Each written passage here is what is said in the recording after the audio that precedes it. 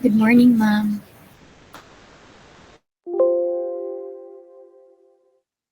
Good morning, miss.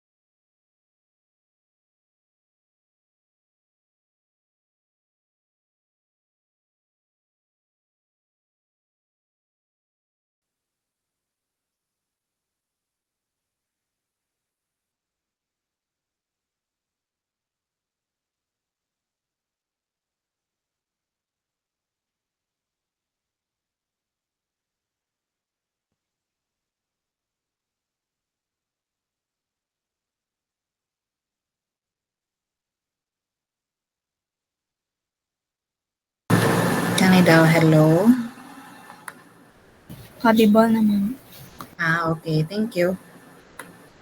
Sige. Ako lang ganahan tan-awon gyud sa ninyo ang tibuok procedure from inputting your land use classification nga nakuha sa S3 hangtod sa validation. Sige daw. Dili ra kinahanglan og slides. Pwede ra katong inyo rang i-discuss gyud sa ninyo ang inyohang results. Gayon sa ninyo pag-arrive atong nga results.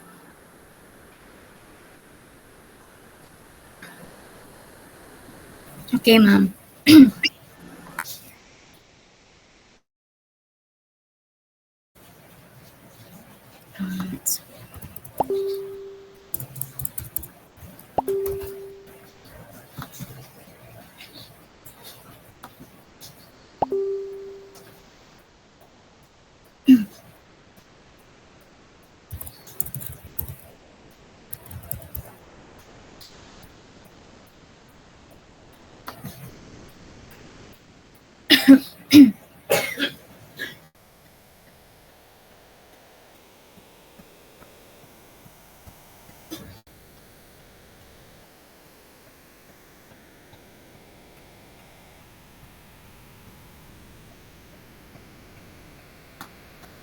Minutes.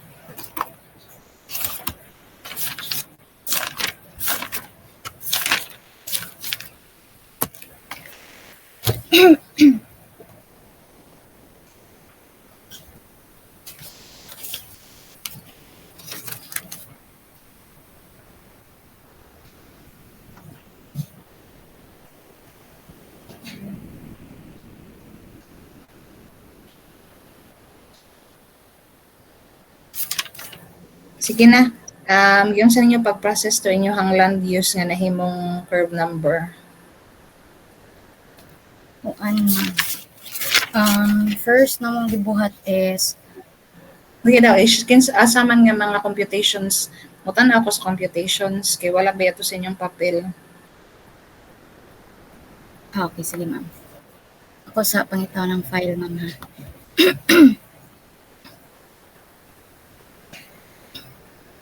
This is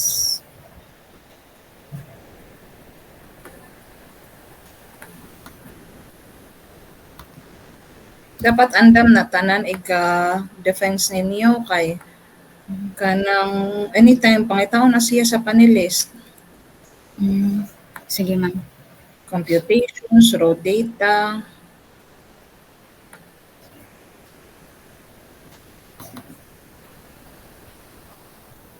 Sorry to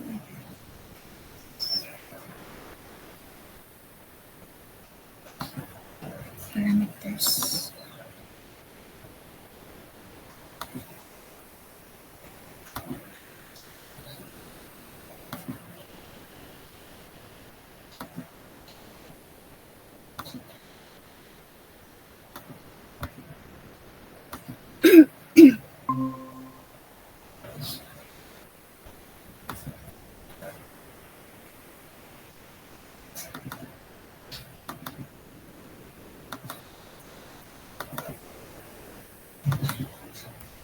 Di ka ng curve number yung sa manan ninyo pag-compute.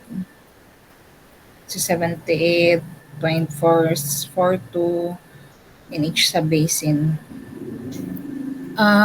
Ang curve number, ma'am, kay gikuha na mo sa QGIS, nag-zonal statistics ni.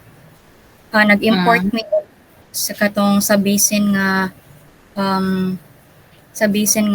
shapefile, nag-import mi sa katong among final classification, and then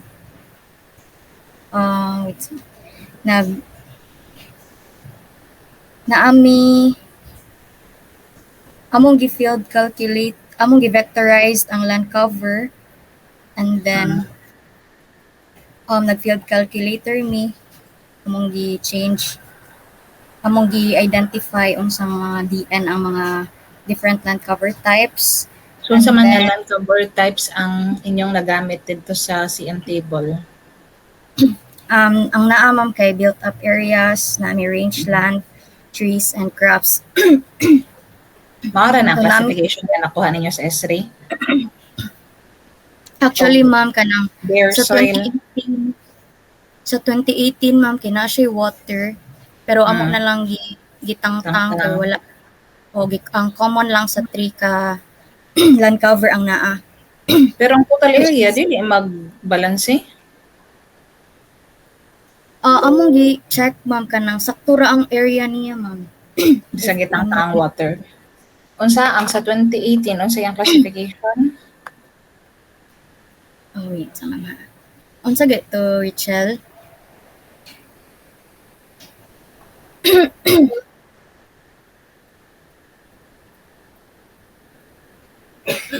Murag sa 2018 ra namo ang lahi, ma'am, na siya water. Sige daw, lagi, unsa man nga classification ang gigamit. Dapat andam pud mo na magpakita sa inyong mga maps. Okay, sige.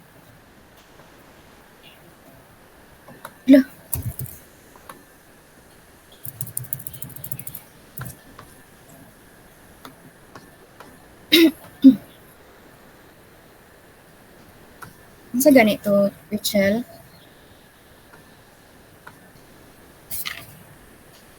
Sige pa na mo, oy.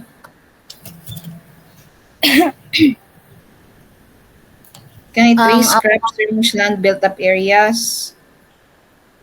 Mao ni?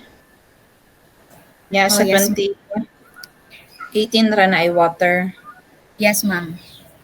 Okay. So balik ko, ma'am, sa 2018 kay 5 ka classification niya. Wala na mo gimay na water miss kay gamay ra man kayo siya nga percent, like more close to 0%. Okay, sige. Pero unsa man ni nga soil group dito sa CN table? Unsa man nga soil group inyong gigamit? Kuan siya, ma'am, based sa soil data namo kay soil D siya, ma'am. D, okay. Okay. Nya, pag-compute ninyo initial abstraction, sige daw, double click ko ang formula. Ay, sorry.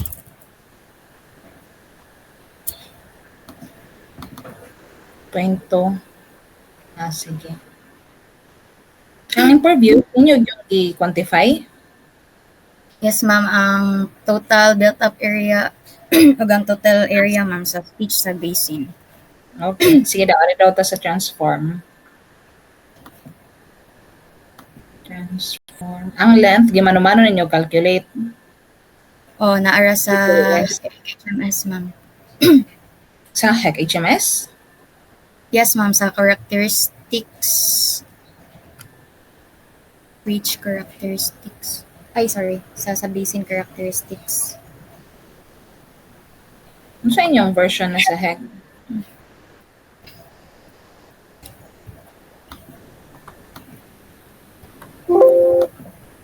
Ay, sorry. Loud man ako.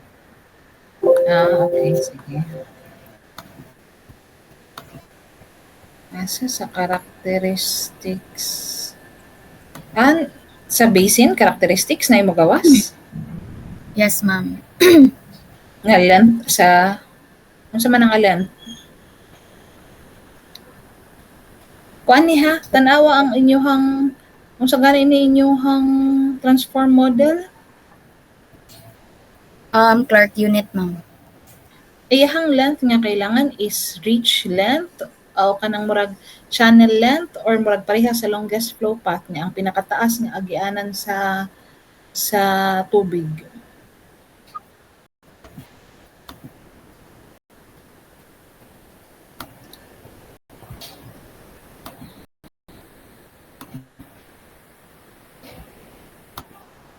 Okay. Asa nga length ana inyong gigamit? Ang ganing longest flow path length, ma'am. Okay, mao ang sa formula sa inyong Clark unit. Yes, ma'am. I would say. Ang gingang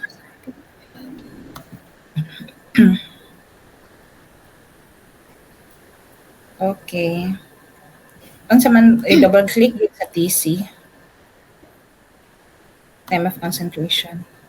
Uy, kana computer pud na ni Hek. Dili, ma'am, kanang wala lagi ang formula. Ay, ako rin yung gi-copy gikan sa kani, ma'am. Ay, ako i-open ang file.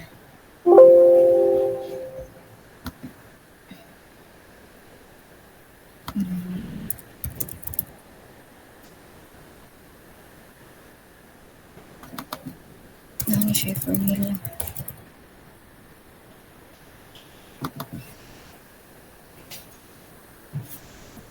Kani, ma'am. 2.2 2.2. Okay, sige. Ikuan tanan i-andam ang inyong tanang files nga naka-formula. So, Yes, ma'am. what atin lang gyud nga magkaanon iga defense. Sige, balik ta dito sa daan. Transform. Inyong routing, asa man inyong routing parameters? Okay.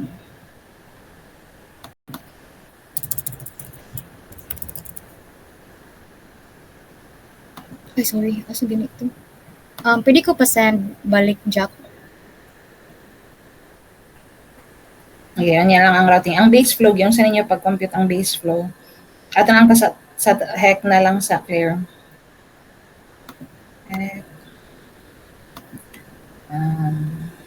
Sige. Constant monthly. Gikuha ninyo sa katong DPWH na lang. Yes, ma'am.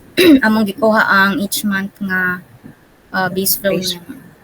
Sige, okay ra na. Uy, December nga nung wala man to. Ganun ganing wala ni. Ay, kanang Kasi yung guba man ang sa ni ilang. Oh, yan narabay katong mga last years. Zero ni siya, ma'am, kay murag kani nga time kay guba ilahang Lagi niya nabiyay sila'y monitoring 2022 walay December pero 2021 or unsa to na may mga years nga naa.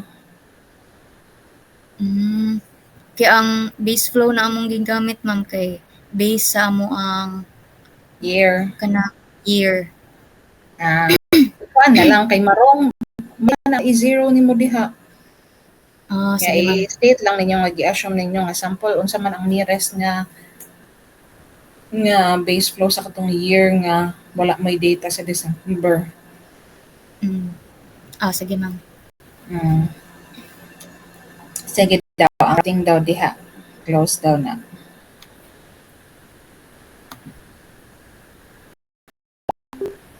Asking count.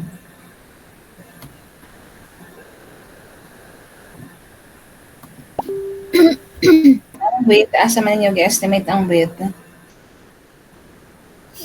Ang width, ma'am, kay sa Google Earth Pro, ma'am. Kanang approximation. Naming approximation. Bitaw na dako og impact. Ang kanang celerity? Ang celerity, ma'am, kay base ra sa HEC HMS manual among gi-follow ang katong initial nga value nga 5 feet per second, which is 1.524 meter per second.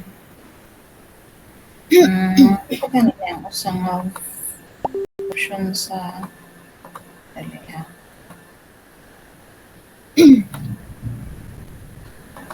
pwede man flow inyong pilion.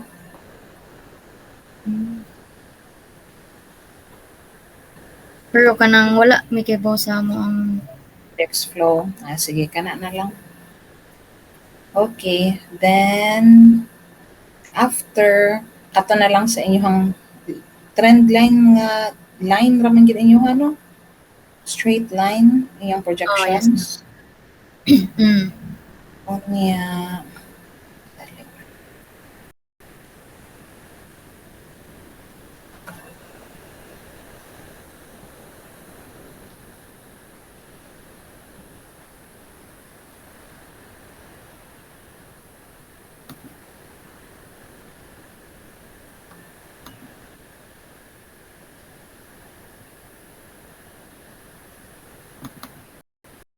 ang kainggiyon sa naman ninyo pag trendline analysis sa peak discharge. Ang mga peak ra sa inyo ang 25, 50, 100 ninyo ang gisimulate. Yes, ma'am.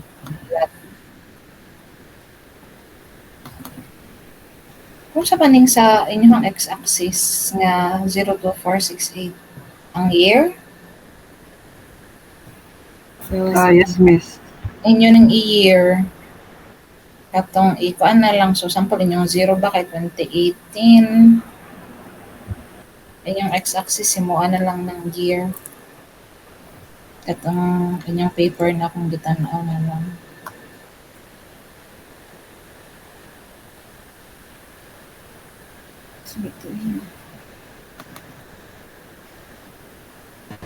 Final paper na lang, Cleo.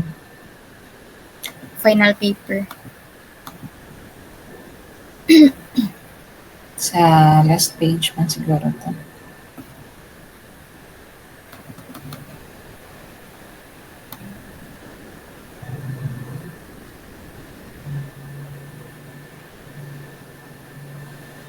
Kana ba ang x-axis ninyo mo na lang ng year. So unsa man na ang 0 2018, 2020 and so on.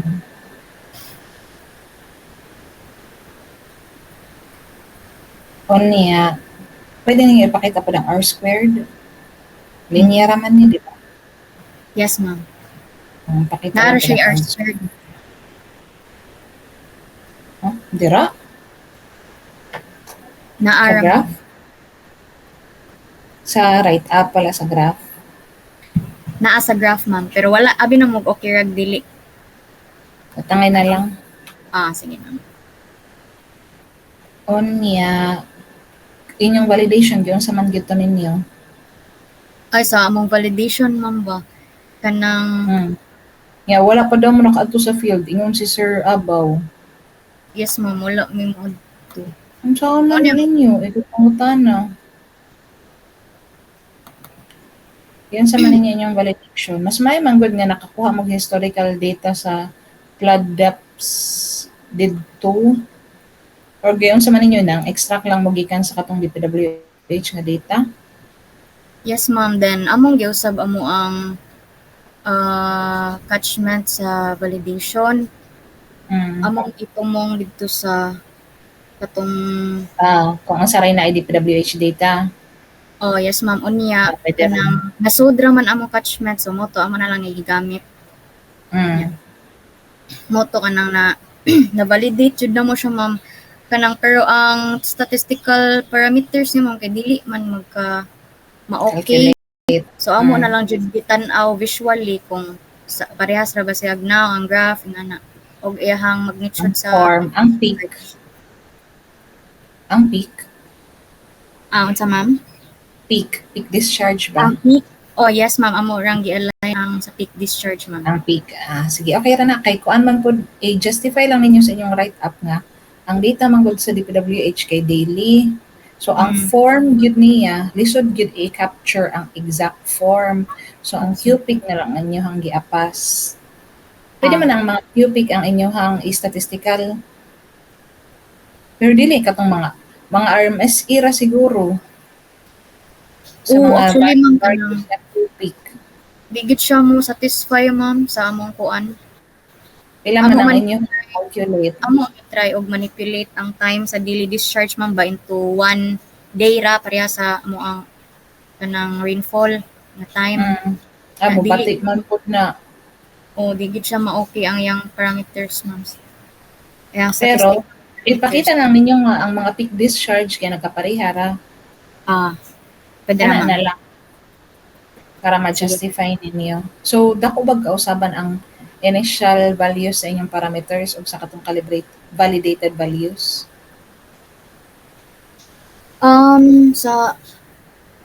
Sa 5-year Unsa na man mo diri, ma'am, 300 ka pin. Unya Di, sa amo unsa man ang hulog nga tanang parameters inyong giusab? sige ito, ma'am. Dili kay siya madungog, ma'am. Ay, sorry. Mahulog nga tanang parameters inyong giusab? Sa Pag-validate kaning ninyo? validation part. Yes, Ah. ma'am, amo ang gi kuan kanang gi Magidua-duaan So, ninyo unsay behavior niya? yes, ma'am. Ato na lang, i-justify lang nga iyang QPIC sa iya inyong gitry ug achieve.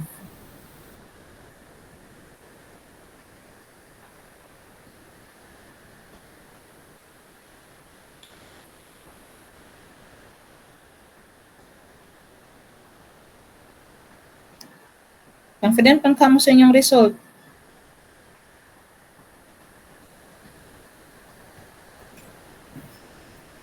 Hello?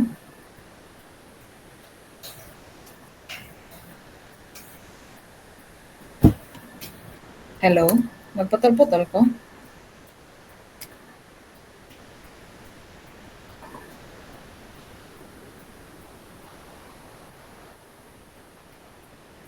Hello, hello? Hello, ma'am. Hello? Kanang nadungog na, ma'am. Confident ka Nawala man kamo sa inyong diyot. result. Yes, ma'am. Pero kanang sa validation lang may na part, Kuya Juan. Diba, sinsayop niyo ang Ikato gibuhat, ma'am. i-justify lang ang katong QPIC. Nga state lang gyud nga limited man pod mo sa kanang field data. So, gi-utilize lang ninyo ang katong observations ni DPWH. Nga, since daily man siya, inyo na lang gi-capture ang peak Sige, ma'am. Amo i-explain sa mo ang paper. manuscript. Sige. Okay na ko ato. Kana na lang nga part ang tarong nga ang validation. Sige. Thank you, ma'am. Okay. Submit na mo. I-edit, tarabahuan na lang na ninyo karon para makasubmit mo. Okay, next week Yes, na ba ma'am. yun? Next week na yung graduation? Yes, ma'am. Sige. Next week. Ang sama mo cum laude mo? Sa Jack? Cum laude ka, Jack? Yes, ma'am. Sige na, tiwasan na ninyo. Thank Yeah. I-send lang Thank you, ang ma'am. updated version para mapirmahan. Thank you, ma'am. Sige.